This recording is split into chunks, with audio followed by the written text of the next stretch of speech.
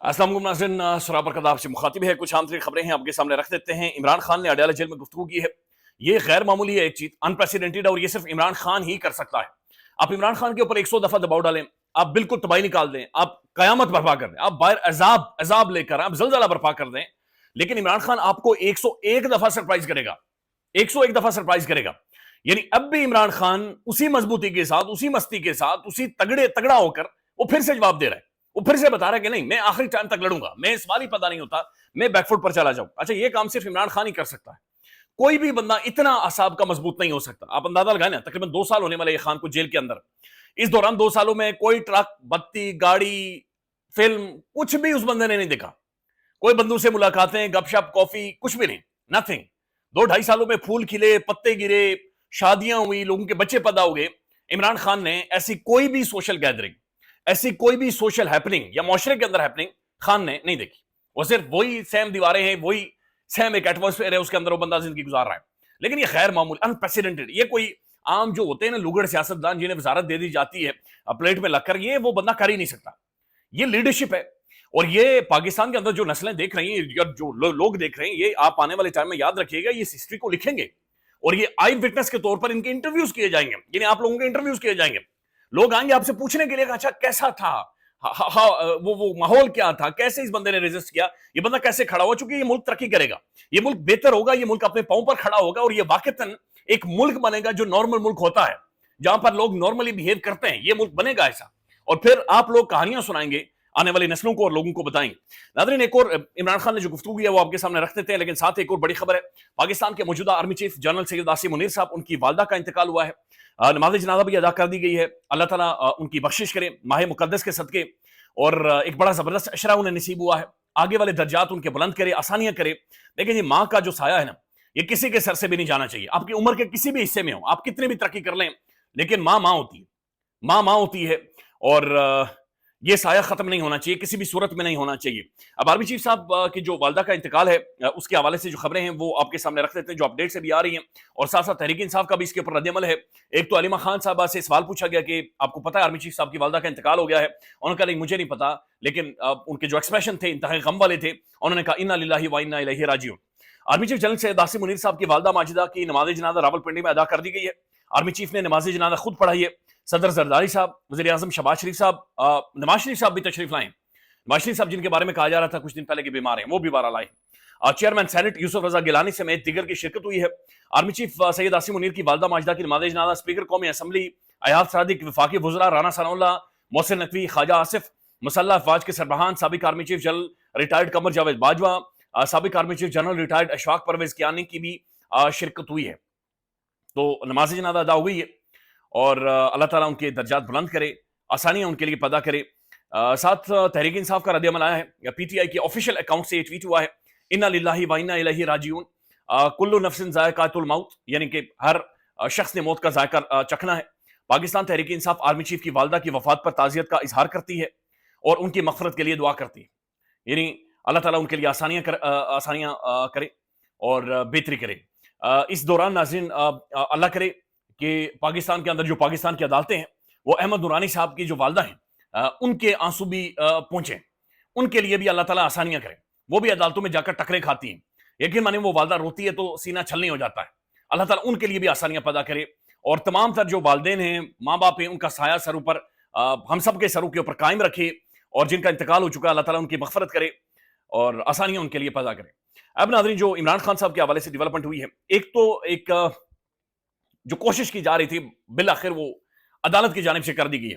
आपको इमरान खान क्या कह रहा है, किससे कह रहा है, क्या बातचीत हो रही है, आपको क्लैरिटी नहीं नजर आएगी। यानी जो डोगर साहब ने एक शर्त रख दी और कहा कि बाहर आकर कोई बातचीत नहीं करेगा, और फिर इमरान खान की बहनों की मुलाकातें नहीं करवाई जा रही, तो वो जो क्लैरिटी के साथ खान की स्टेटमेंट आती थी, गुफ्तगू आती थी, वो आपके सामने मौजूद नहीं है। बिट एंड पीसेज में है, कोई इधर बातचीत कर रहा है, कोई उधर बातचीत कर रहा है, कोई इधर से कह रहा है, कोई उधर से कह रहा है। तो कंफ्यूजन बाकायदा से क्रिएट कर दी गई है। अब जो बहरहाल इमरान खान साहब के हवाले से स्टेटमेंटें आ रही है, गुफ्तगू हो रही है, इमरान खान ने एक तो ये कहा कि अफगानिस्तान से ये नहीं लड़ सकते, हमने अफगानिस्तान से लड़ना नहीं है, हमने सिर्फ बातचीत से मसला हल करना है। सख्त तशवीश का इजहार किया इमरान खान ने, जो मुल्क के अंदर हालात हैं, जो दहशतगर्दी पनप रही है। अब ये आपको एक संजीदा स्टेटमेंट का रवैया नजर आता है। उसके बाद खान ने कहा है कि मुझे पता है कौन मुझसे मिलने आता है, किसके कहने पर ये आते हैं, کون مجھ سے ملنے آتا ہے اور کس کے کہنے پر آتے ہیں، مجھے سب کا پتا ہے. یہ ان کی مرضی سے آتے ہیں تو سمجھ جائیں یہ میرے پاس کیوں آتے ہیں. عمران خان نے پھر کہا کہ سڑکیں ہر طرف گرم نظر آئیں گی، عید کے بعد پاکستان میں صرف احتجاج ہوگا، یہ میرا پیغام ہے اور یہ آپ کو نظر بھی آ گیا. تو خان نے کہا کہ جناب عید کے بعد دوبارہ سے آپ کو سڑکیں گرم نظر آئیں گی اور آپ کو ہر طرف احتجاج پاکستان میں نظر آئے گا. تو جو عید کے بعد ایک میس پبلک موومنٹ کے بارے میں بات چیت کی جا رہی تھی، عمران خان نے اس کا گو ہیڈ دے دیا ہے. عمران خان نے کہا کہ میں ان کے خلاف آخری حد تک لڑوں گا، مجھے عدالتوں سے ریلیف نہیں ملے گا. یہ خان یہ کہہ رہا ہے کہ میں لڑوں گا، مجھے عدالتوں سے ریلیف نہیں ملے گا، یہ عدالتیں آزاد نہیں ہیں، لیکن ہم اپنی جنگ ہر محاذ پر لڑیں گے. تو یہ خان صاحب نے گفتگو اور بات چیت کی ہے. اور پھر یہ بھی کہا، جو سننے میں خبریں آ رہی ہیں کہ خان نے کچھ کلاسز بھی لیے ہیں، بڑا سخت بھی عمران خان صاحب نے انہیں بتایا کہ نہ بزدل نہ بنو، ڈرو نہیں، خوف میں نہ آؤ، اور اگر تمہیں ڈر لگ رہا ہے تو گھروں کو چلے جاؤ. یعنی جسے بھی ڈر لگ رہا ہے، خوف آ رہا ہے، وہ گھر میں بیٹھ جائے، فلمیں دیکھے، ڈرامے دیکھے، نماز پڑھے، تلاوت کرے، تسبیح ہاتھ میں اٹھائے، مسجد تک جائے، وہ پھر اس کے اندر شامل نہ ہو. اور وہ بے شک گھر میں بیٹھ سکتا ہے، لیکن خان نے کہا کہ میں آخری حد تک، آخری لمٹ تک، آخری لمحے تک لڑوں گا، میں 1% بھی پیچھے نہیں ہٹوں گا، میں کوئی بھی ان کی بات نہیں مانوں گا. یہ خان نے باقاعدہ سے پیغام دیا ہے. اور پھر خان نے یہ کہا کہ بہرحال میں جناب جو بھی مجھ سے ملنے آتا ہے مجھے پتا ہے کہ وہ کیسے آتا ہے. تو کنفیوژن بارہ کریٹ ہو گئی ہے. سلمان اکرم راجہ صاحب یہ کہہ رہے ہیں کہ تحریک انصاف کی جو لیگل ٹیم کے جو ایکٹیو ترین شخصیت ہیں فیصل چودھری صاحب، یہ بھی ان کی بھی تواتر کے ساتھ خان کے ساتھ ملاقاتیں ہوتی تھی اور بارہ کر یہ گفتگو کرتے تھے. ان کے بارے میں سلمان اکرم راجہ صاحب نے ٹی وی پر آ کر یہ کہہ دیا ہے کہ عمران خان نے آج فیصل چودھری کو لیگل ٹیم سے نکالنے کا حکم دے دیا ہے، کہ فیصل چودھری کو لیگل ٹیم سے نکال دیں. وہ جو سلمان اکرم راجہ صاحب نے کہا کہ مختلف جو بیانیے گھڑ رہے ہیں وہ بیانیے ٹھیک نہیں. تو ایک کنفیوژن بہرحال کریٹ ہو گئی ہے. علیمہ خان صاحبہ نے جو باہر گفتگو کی ہے یہ اگین بہت ساری چیزوں کی طرف اشارہ کر رہی ہے. علیمہ خان نے کہا کہ ہم اڈیالہ جیل گئے، آج فیملی کی ملاقات کا دن تھا، بشرا بی بی کو لے کر آئے، ان سے تو ملاقات کروائی ہے، لیکن 2.5 گھنٹے بٹھانے کے بعد، یہ روزے کی حالت میں 2.5 گھنٹے بٹھانے کے بعد عمران خان سے ملاقات نہیں کروائی گئی. انہوں نے کہا عید آ رہی ہے، عید کے موقع پر بھی عمران خان سے ملاقات نہیں کروائی جائے گی. یعنی کہ لگ بھگ 2 ہفتوں تک عمران خان سے کوئی بھی ملاقات نہیں ہوگی. ہمیں کہا جاتا ہے کہ سب اوپر سے کہہ رہے ہیں کہ اوپر سے آرڈرز ہیں کہ ملاقاتیں نہیں کروانی یا یہ ساری چیزیں کرنی ہیں. ہمیں پتہ ہی نہیں ہے کہ یہ اوپر کون ہے، کوئی بتاتا ہی نہیں ہے کہ عمران خان سے چاہتے کیا ہیں. آپ کا عمران خان کے ساتھ مسئلہ کیا ہے، آخر آپ چاہتے کیا عمران خان سے، آپ ہمیں بتا دیں، ہم اپنے بھائی تک عمران خان تک پہنچا دیتے ہیں. آپ یقین کریں آپ عمران خان کو بھی نہیں پتا کہ آپ عمران خان سے کیا چاہتے ہیں. یہ بڑی اہم اسٹیٹمنٹ ہے. اس کے بعد انہوں نے کہا کہ جناب ہم آپ کو یقین دلاتے ہیں، ہم اپنے بھائی کو جانتے ہیں، وہ کسی بھی طور پر جھکے گا نہیں یا کسی بھی طور پر بیک فٹ پر نہیں جائے گا، وہ صرف اللہ سے مدد مانگتا ہے اور اللہ سے ہی مدد چاہے گا. ناظرین ایک سٹیٹمنٹ کوٹ ہو رہی ہے انجینئر محمد علی مرزا صاحب کی بھی. انجینئر محمد علی مرزا صاحب نے نصر اللہ ملک صاحب کو انٹرویو دیتے ہوئے ان کی مختصر ٹوٹا میں نے سنا ہے، اس میں وہ مریم صاحبہ سے خاصے متاثر نظر آئے ہیں. انہوں نے کہا کہ مریم صاحبہ کی ایک بات مجھے بڑی اچھی لگتی ہے، وہ دلیر ہے اور دلیل سے بات چیت کرتی ہے. یہ انہوں نے کہا، انجینئر صاحب نے کہا یہ مجھے بڑی پسند ہے. پھر انہوں نے کہا کہ مریم صاحبہ کی جو حکومت ہے، یہ دیکھیں حکومتی طور پر تو پنجاب میں دودھ بہت بہتری ہے، بہت بہتری آ رہی ہے. تو انجینئر صاحب نے باقاعدہ سے اپنا جو پالڑا ہے وہ اس طرف ڈال دیا. بہرحال ڈال سکتے ہیں اور یہ ان کا حق بھی ہے، اور اگر وہ سمجھتے ہیں کہ مریم صاحبہ کی کارکردگی پنجاب میں بالکل ٹھیک ہے، یس ہے، دودھ اور شہد کی نہریں بہ رہی ہیں، سب کچھ یس ہے، تو پھر ٹھیک ہے، انجینئر صاحب ٹھیک کہہ رہے ہوں گے. ناظرین ایک اور خبر ہے اور یہ بلوچستان سے خبر ہے. بلوچستان میں ظاہر ہے کل احتجاج کی کال دے رکھی ہے اختر مینگل صاحب نے، اور بتایا جا رہا ہے کہ وہ جو لانگ مارچ ہے اسے آہنی ہاتھوں سے نپٹا جائے گا. یہ ترجمان بلوچستان حکومت کے کہہ رہے ہیں کہ جناب ہم عورتوں اور بچوں کو ڈھال نہیں بننے دیں گے اور اس احتجاج کو روکیں گے اور یہ جناب ہم سختی سے نپٹیں گے. بلوچستان آگے یہ ایک ہاٹ سپاٹ بنا ہوا ہے. آج سیمی بلوچ جنہیں عدالت میں پیش کیا گیا، بعد میں انہیں 3 MPO کے تحت دوبارہ سے ان کی گرفتاری ہوئی ہے، ان کی چھوٹی سی گفتگو ہوئی ہے، میں وہ چاہ رہا ہوں کہ میں آپ کو سنواؤں. اب سیمی بلوچ جو کہہ رہی ہیں، ایک تو سیمی بلوچ ہے یا سیمی بلوچ ہے، بارہ معاف کیجیے گا، لیکن ان کے جو الفاظ ہیں میں چاہ رہا ہوں کہ میں آپ کو سنواؤں کہ وہ اصل میں کیا کہہ رہی ہیں. وہ کہہ رہی ہیں کہ مجھے عدالت نے بری کر دیا ہے لیکن یہ مجھے 3 MPO کے تحت دوبارہ سے گرفتار کر رہے ہیں. ہم پرم لوگ ہیں، ہماری پرم تحریک ہے اور ہم آئین کو پامال نہیں کر رہے. یعنی ہمیں جو بتایا جاتا ہے کہ یہ جناب آئین کے خلاف ہیں، یہ ملک توڑنا چاہتے ہیں، ملک کے خلاف ہیں، وہ کیا گفتگو کر رہی ہیں یہ سن لیں. ہم پیسفل لوگ ہیں، ہماری ایک پوری تحریک ہے جو کہ پیسفل طریقے سے چلی ہے. ہم نے کبھی بھی رول آف لا کو وائلیٹ نہیں کیا ہے، ہم نے کبھی بھی کانسٹیٹیوشن کو وائلیٹ نہیں کیا ہے. ابھی جس طریقے سے یہاں پہ ناجائز مقدمات لگائے جا رہے ہیں، ابھی مجھے بری کیا گیا ہے، اس کے باوجود ابھی دوبارہ سے یہاں پہ عدالتی ریمانڈ کے بعد مجھے چھوڑنے کے بعد دوبارہ میرے اوپر 3 MPO کے تحت کیسز لگائے جا رہے ہیں جس کی وجہ سے مجھے گرفتار کیا جا رہا ہے. اس کے باوجود بھی ہم نے ہمیشہ سے قانون اور آئین کا احترام کیا ہے हम इस वक्त وہ کہہ رہی ہیں ہم قانون اور آئین کا احترام کرتے ہیں. ٹھیک ہے, تو قانون اور آئین کا جو بھی بندہ احترام کر رہا ہو تو وہ تو انٹی اسٹیٹ نہیں ہو سکتا, وہ ریاست مخالف نہیں ہو سکتا. اس کے شکوے ہو سکتے ہیں, اس کے کنسرن ہو سکتے ہیں, ان شکووں اور کنسرن کو ریاست سنتی ہے. ریاست کا اور عوام کا کانٹریکٹ یہ جو سائن ہوا ہے, یہ اسی بنیاد پر سائن ہوا ہے کہ لالے تو نے ہمارے خلاف, ریاست کے خلاف بندوق نہیں اٹھانی, تو نے ریاست کے خلاف بغاوت نہیں کرنی. تیرے جو شکوے ہیں ہم ماں ہیں, ہم تجھے بٹھائیں گے, تجھے سنیں گے اور ہم انڈرسٹینڈ کریں گے کہ تو کیا رہا ہے.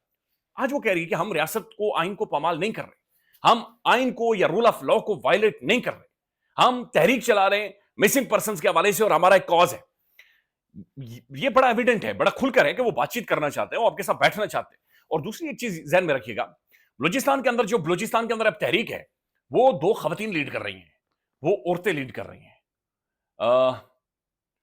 اور یہ دنیا کی تاریخ یہ بتاتی ہے کہ عورت کی جو تحریک لیڈ کرنی ہوتی ہے وہ پایہ تکمیل تک پہنچتی ہے. اب ناظرین ایک اور خبر ہے, اور بلوچستان کے پی کے کی کسی پشاور یونیورسٹی کے ایک پروفیسر کی سٹیٹمنٹ ہے ارشد شریف صاحب کے حوالے سے, اور وہ سٹیٹمنٹ میں کوٹ نہیں کرنا چاہ رہا. ارشد اس سے بہت بڑا بندہ تھا, وہ بہت بڑی شخصیت تھی. اچھا, مجھے شرف حاصل ہوا آخری ٹائم میں ارشد شریف صاحب کے 2-3 انٹرویوز کرنے کے اسلام آباد ہائی کورٹ کے اندر. آپ یقین مانیں کہ جو صحافت ہے, جرنلزم ہے, اس کا سیدھا کھرا جا کر ارشد شریف صاحب کے ساتھ ملتا ہے. ارشد شریف ہی جرنلزم ہے. صحافت کا جو پوری صحافت ہے وہ ارشد کے ارد گرد گھومتی ہے, ارشد شریف صاحب کے ارد گرد گھومتی ہے. یہ ٹٹو بہت سارے, یہ کیا یونیورسٹیز کے نام دیں گے, یہ کیا شعبہ صحافت کو ارشد شریف کے نام سے منسوب کریں گے, ضروری نہیں ہے. جو بھی صحافی جرنلزم پڑھے گا, اس جو کتاب کا نام ہوگا صحافت جرنلزم, آگے ارشد شریف بریکٹ میں لکھا ہوگا. یقین مانے صحافت ہی ارشد شریف ہے, اور ارشد شریف کے اوپر آ کر جرنلزم ختم ہو جاتی ہے. وہ جو نقطہ آغاز ہے وہ ارشد سے ہے, اور نقطہ اختتام جرنلزم کا وہ ارشد کے اوپر ہے. یہ ٹٹو یونیورسٹیز کے جا کر پروفیسرز اور پتہ نہیں یہ بھیروپیے جا کر نام لیں گے, یہ خود یعنی بہت سارے پروفیسرز, تو یعنی میں سخت زبان نہیں استعمال کرنا چاہ رہا, لیکن یہ کیا پدی اور کیا پدی کا شوربہ, یہ کلاس میں کھڑے ہو کر پینٹ ٹائٹ پہن کر یہ ڈیسائیڈ کریں گے ارشد صاحب کا کیا ہونا چاہیے اور کیا نہیں ہونا چاہیے. بندہ جو صحافت کے لیے اپنی جان قربان کر گیا. مجھے یاد ہے میں نے ان سے پوچھا تھا آخری ٹائم کہ ارشد شریف صاحب مجھے کون سی کتاب پڑھنی چاہیے, تو انہوں نے کہا کہ اینیمل فارم پڑھو. میں نے کہا جی جارج آرویل کی میں نے بہت عرصہ پہلے پڑھی ہوئی ہے, وہاں پر سوروں کے خلاف بغاوت ہو جاتی ہے, پہلے جانور انسانوں کے خلاف بغاوت کر جاتے ہیں اور اس کے بعد پھر سور ان کے اوپر حکومت کرتے ہیں. انہوں نے کہا نہیں, دوبارہ پڑھو, اس کتاب کو تم نے دوبارہ پڑھنا ہے. تو ارشد شریف بہت بڑا انسان, بہت بڑا شخص. یہ ملک ارشد صاحب کا قرضدار ہے, نسلیں ارشد شریف صاحب کی قرضدار ہیں. اور یہ بات آپ یاد رکھیے گا کہ آنے والا جب تک یہ ملک قائم ہے, جب تک دنیا میں جرنلزم ہوگی, اس ملک کے اندر جرنلزم ہوگی, صحافت ہوگی, اس کا پہلا سوال ارشد شریف ہوگا, اس کا آخری جواب ارشد شریف ہوگا. خیال رکھیے گا, اپڈیٹ کریں گے. اللہ حافظ.